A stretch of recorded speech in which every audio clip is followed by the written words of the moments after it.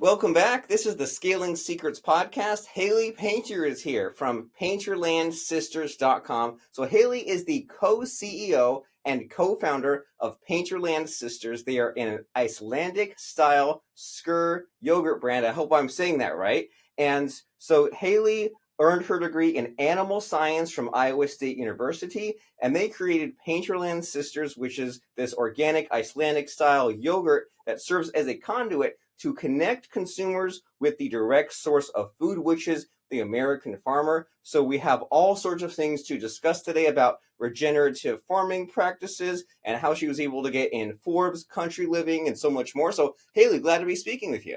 Oh, thanks for having me. I'm excited to talk with you.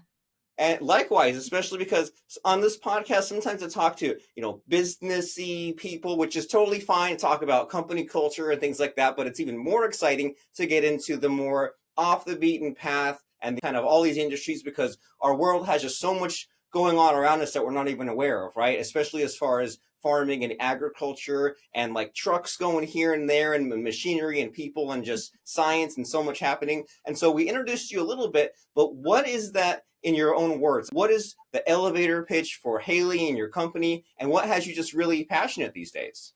I'm extremely passionate about food, about feeding our country, nutrient-dense foods in our bodies, and knowing your farmer and giving farmers a voice, because we really should be empowered to connect consumers and farmers. There's only 2% of our country that's directly involved with agriculture anymore, and every single person eats, and we're getting farther removed.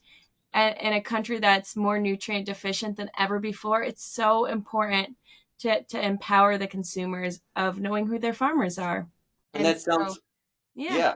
And I agree with you that we need to be doing these things and get better connected, because it's a slippery slope to go towards that American stereotype of the processed food, and you don't know where it comes from, and you don't know how long it's been sitting or where it's from. And so where I'm at here, there are a lot of just like farms everywhere and all kinds of agriculture. And maybe a year or two ago, there was like that egg crisis, right? Where eggs were like $23 for a carton. And then the wife and I and our kid went over to some local farm, and we couldn't believe just how cheap the eggs were. And they were like a little stinky because they weren't like super, cleaned or sanitized or whatever for the grocery store, but they were better, they were cheaper, and it felt nice to go out and do something fun like that and just check out what is nearby as far as those local farms. And so what do you think we need to be aware about? You say here that we need to be better connected with our farms. Do you think that even just right off the bat, how can someone even know what's around them? Is there like a Google local search, or how can someone just be more aware of their local farmers? Yeah, I think that's a great question. You can know your local farmers just by going to the grocery store and seeing which products are farmer owned, Googling the brands, what are they up to? Are they independently owned? 90% of our food's owned by just 10 companies. So it's just asking yourself, who made this food? What's their story? What's it about? Are they farmers? If not, it's still great food. But it just lets you know exactly what's going on with that industry. And so, yeah, Instagram's also great social media. You can connect with anyone across the entire world now. We're more connected than ever before. So we can use those tools. TikTok. I'm connected now with a farmer from Scotland who has sheep and Highland cattle. They're the cute ones with like the bangs.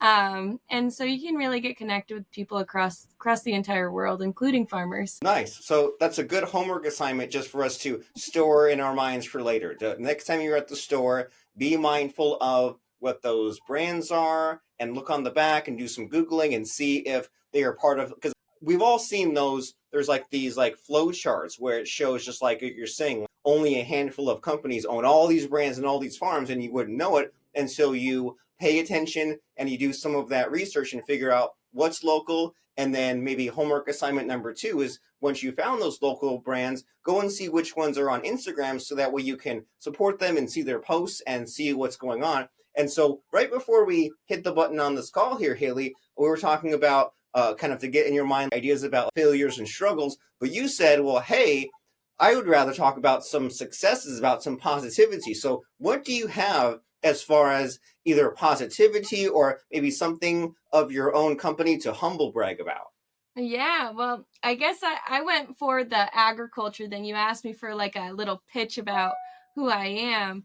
And we're so much more than that, including our successes. So, Stephanie and I, it's my sister and I, we started an organic yogurt company using milk from our family's farm and other farms in this area as a way to directly connect consumers with the direct source of their food, the farmer, show what we're doing here, our sustainability practices, and really provide the most nutrient dense products that we can possibly think of. And so each cup of our yogurt has 4 cups of milk in it.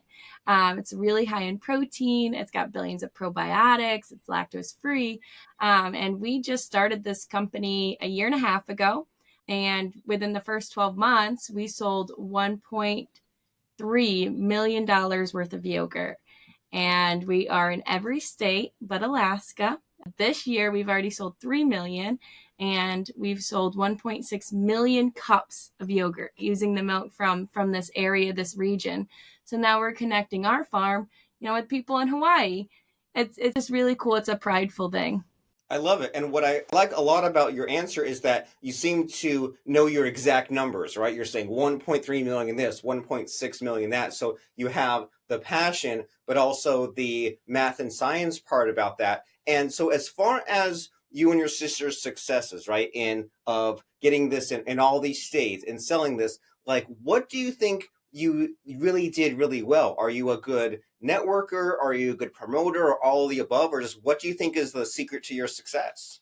Yeah, I really been communities and connecting with people. So that was the first thing we did.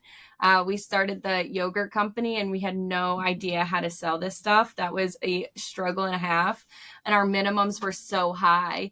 And through connecting and talking, we became a national company in around 4 months. So then we were, selling across the country, which is pretty cool because we thought we could just, sell in our state of Pennsylvania and that would sustain it. But we shortly was that our state handles 60,000 cups of yogurt overnight. Like we needed to build our market a little bit more. So if we're talking about the struggles, was there, and the successes come with struggles, because with every challenge you either have to give up or keep going. And if you keep going, you're going to come out on top eventually, with a lot of crazy stories behind it. Awesome, including some of these crazy stories that you're sharing here. And I love what you said there about you can either give up or keep going and just figure it out. And so, as far as the things you've had to figure out, right, the problems that you've had to solve, some of these numbers you're mentioning are just like completely crazy in a good way. And so, have you come across any bottlenecks? Have there been struggles as far as like the production, hiring, or like how do you ramp up to these crazy numbers? Yeah, well, to begin with, just getting the label certified on the back end. We thought we were going to launch in December, and it took us until March to launch, and so it took us a little bit longer, and we kind of missed the launch of starting our product. And then on top of it, with like COVID, everything got pushed behind. So to get our labels in, our cups or our foils, it went from a lead time of 2 weeks to 16 months. And so for the one product, like our labels, they didn't come in time. And so we hand labeled our first 60,000 yogurt cups, and we only sold them into like Amish Mennonite stores, country stores in our local area. So it prevented us from actually launching on time. But once we had that going, we were able to go national. Once we were national, it's like, all right, so now how do we market nationally? How do we connect with people? How do we change our social media game up a little bit? So handling that, being on a whole new team. When you scale up so fast, you have to basically sprint and figuring it out as you go. So if you have a specific story you want me to tell you about, whether it's sales or hiring, I can go down all the different paths. What do you think? Like, as far as there's all these stories that you could tell, but this is the Scaling Secrets podcast with all that is involved. And what do you think would just be like really like inspiring and motivating as far as just like some of these problems you had to figure out? I would say it feels really tough while you're in it, because while you're scaling so fast, like we're now the fastest growing yogurt company in the natural grocery category across the country. year over year. And so you go from not selling in any stores to selling in 2,000 in all states but Alaska. And it seems really scary, and everyone will tell you what not to do or what to do because they know best, but no one has ever done what we're doing in the exact way. Yes, there's been other national yogurt companies, but they haven't done the exact style of yogurt. They haven't been women and farmer owned. They haven't had the current obstacles we're facing and the market opportunities that we have today. And so remembering that while we're dealing with these problems and opportunities, that yes, like go out and get all the advice we can, get all the different perspectives from consultants, advisors, even the general public. But overall, these decisions have to come with all those different perspectives, pull them together, make the one you feel confident in, because you're the one who's on the path. And so each decision we've done, and it's pretty interesting. A lot of people have said, well, don't become national so fast, you can't keep up with it, or don't work with this company because they might work with you as well. And you just go and take those chances, good things will come. And yeah, you're going to have obstacles once you get into that. Once we became national, it's like, oh my goodness, now how do we keep these stores stocked? How do we make sure that our trucks are getting to California in time? So you continue to work at it and communicate. Wonderful. So you're saying that there are these obstacles, but you turn them into opportunities, and that there will be all these people in your orbit who are telling you to not do this and slow down, but you can't always listen to them. You have to make your own decisions. And so I imagine that there's been maybe like some like publicity opportunities, right? Like you mentioned how you've been like mentioned in like Forbes and things like that, and you're saying how there's like some of these things about like the women-owned business and you and your sisters. So, and even like right now, right here, you're on a podcast promoting. So, can you tell me a little bit about like the promotion? Is that top of mind for you? Do you make sure to deliberately do a lot of that, or just like what sort of publicity opportunities have opened up for you or you pursued as part of this journey? Yeah, we pursue all of them. If someone asks us to go sit up at an elementary school 4 hours away in Pennsylvania to just talk to young kids about farming, not even selling our product, try to say yes. We can't say yes to everything, but we're very open minded. And it's not just about selling the product. If you focus on the product, you're missing out on the actual market, which people want to know about the owners, or they want to know about your story. The way we market is we tell our story authentically. Stephanie and I are the face of the company. Our label and our logo is literally two girls dancing in the sunset in a cow pasture. And so then we go out and we do photo shoots of us actually in those cow pastures. We show up on social media and say how our day is going, what's going on the farm, what's going on in the yogurt company. We're very transparent in that way. And so it's so much more than just selling a product. And there's a lot of impact that comes with it. There's the impact of telling the story of farmers, telling the story of consumers wanting more transparency in their food or more nutrients in their food. There's the story of women in business and navigating that and the obstacles and the opportunities we're getting now and the different challenges. And so we have all these different impact missions, and we try to show up and give back, donate our time, be a keynote speaker at different opportunities. We have a group in Pennsylvania called the Dairy Princesses.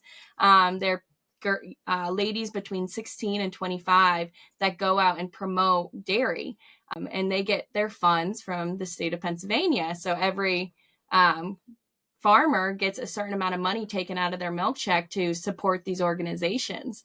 And so as a dairy brand, we want to connect with them and work with them. So although they might not help us sell our yogurt directly, by showing up, being their keynote speaker, encouraging them to be as inspired about that. Now I'm supporting women, I'm supporting the youth in agriculture, and then getting that voice out there. So a lot of impact work is what we like to focus on. And I love your mindset about this of like, in a way, saying yes to every opportunity and then being consistently eager about just who else, what other friends can you make? And maybe not in like like in a long-term selfish way, not a short-term selfish way, right? Like you want to give back and help out others, and that grows your business, so it's worthwhile for you. But it's just this: you're like, well, I'll join this community and this organization, and say yes to this elementary school, and get this message, this cause further promoted. And so it's just, and it seems almost counterintuitive, right? That it seems like what we naturally want to do is just stay hidden and inside and working on our product. But you're saying that we need to maybe flip it if that's our current mindset and just be promoting. But promoting doesn't necessarily mean look at me, and that can be part of it. But just like having some of this activity, having some of this communication.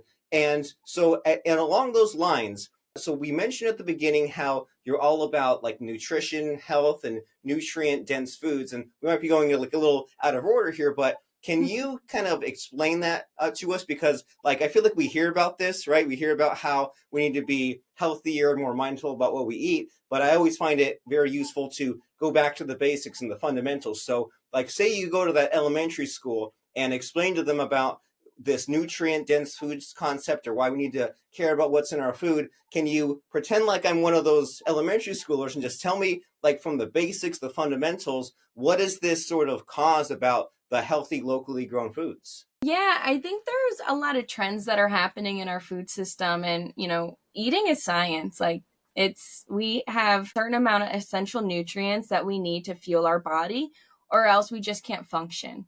And we could be at the point of really not being able to make it. So we need to function our body properly and feed it and fuel it with those essential nutrients.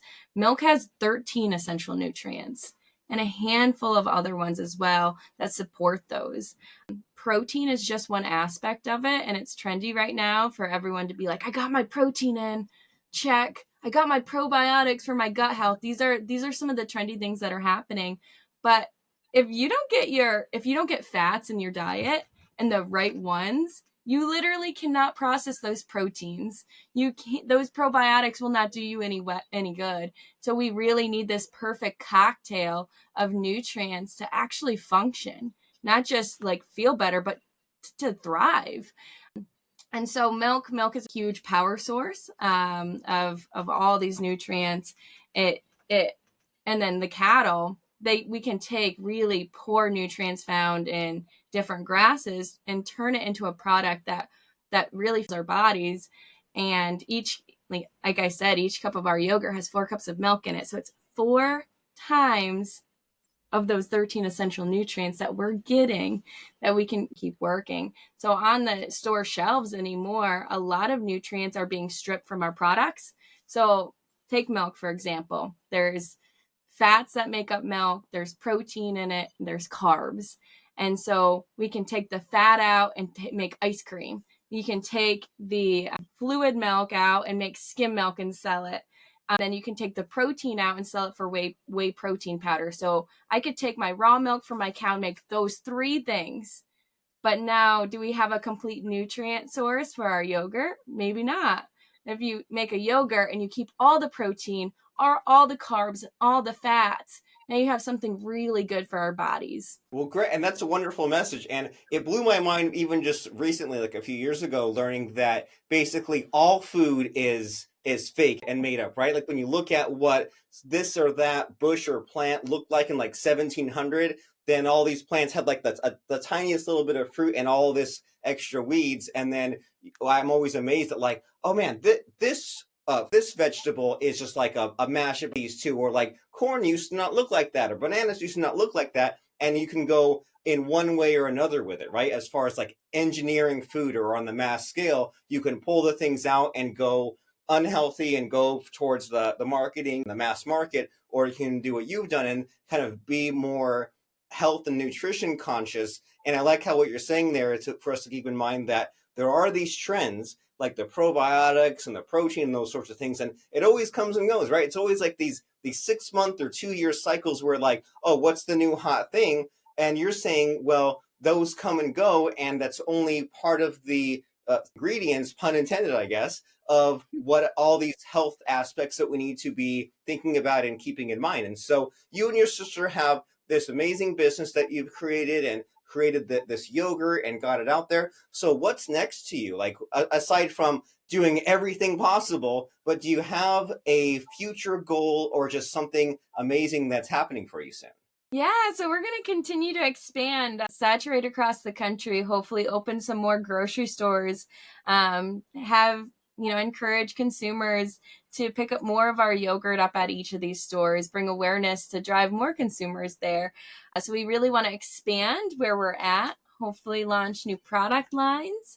We'll see what they are in the future, connect with our communities more, host some events.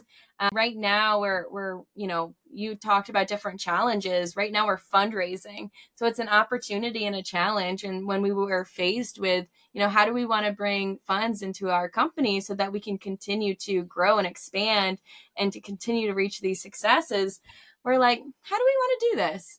So by talking, you asked how to build this thing, and I said, oh, community, networking, talking. So why not give our community an opportunity to invest with us so that we can continue to grow together? And that's what we're doing right now. So we have a fundraising campaign open. We did it through a crowdfunding platform called WeFunder so that anyone can invest. The investment can be as low as $100. And it can be accredited, non-accredited. So it opens up this door to really to build with our community this awareness. So we have that open right now, and it's been a learning curve and a half, but I can't tell you how many cool people I've gotten to talk to because of it, including the 350 investors that are now on board with us and are part of our team. Well, I love your attitude and I love your energy as far as just juggling all the 18 and a half things that need to be done on a daily basis, including the forward thinking and the fundraising and dealing with the problems and meeting the people. And it seems like you're having a lot of fun with it and just embracing all the structured chaos and being open to all of these future opportunities. And that's why you're here, right? You're here to share some lessons, but also get back a little bit as far as the promotion, the publicity. So as if someone wants to contribute or look into this crowdfunding to benefit you, is this an appropriate place to plug that? Is it worth mentioning here? Heck yeah, anyone can invest as long as they want to be a part of a company that wants to go on for a long time to fuel our country with food and to support these farmers who are doing things the right way, which is through organic and regenerative agriculture. So yeah, they can come along. They can go to our website, Painterland Sisters. You can go there to also check out cute pictures of cows. But if you want to invest while checking out those cows, you just click on the option that says learn more about our investing here. It'll take you to the WeFunder page. On that WeFunder page, it'll have our accredited, it'll have our information about investing, the financial history, their little pitch deck, and a video there telling you more. And so people can just go on and invest. It takes probably 5 minutes. Fantastic. So you said that address is painterlandsisters.com to go there to find out about how to invest, to learn about regenerative agriculture, and to just find out about the farm and the yogurt. And so what is the sort of the reach distribution on the yogurt? Like if I was the podunk town of Turlock, California, would that be in one of the stores here, or would I have to travel or look for it? I think it should be in one of those stores. So we're in the Sprouts and the Nuggets and the Natural Grocers, and a bunch of regional co-ops and independent stores. And so, yeah, I'd encourage you to go to that website and find a store near you through our Where to Buy page. Fantastic. And we do have a Sprouts here about 20 minutes away. So I'll go to your website, painterlandsisters.com, and see what stores carry it. And that way I know how to get it locally, and so can anyone else who is listening to this podcast. And so you've given us so much information and shared so much cool stories and given us all sorts of things to think about, because we only have one body and our brain's affected by our food as well. And we need to be at our best and live long and fun lives. And putting that good food in our body is a big part of that. And so I really appreciate you for helping us out and giving us some of this good advice. But to cap it all off, I really like to my guests for a fun quote or lesson that has really either helped them or sustain them or can inspire us to do bigger and better things. So what comes to mind if I ask you about a favorite quote or lesson that could help us today, what would you say? I would say lead with a vision and positivity.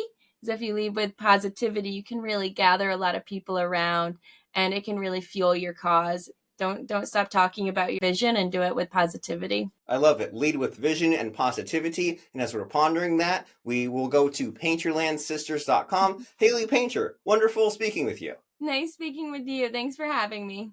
All right, so the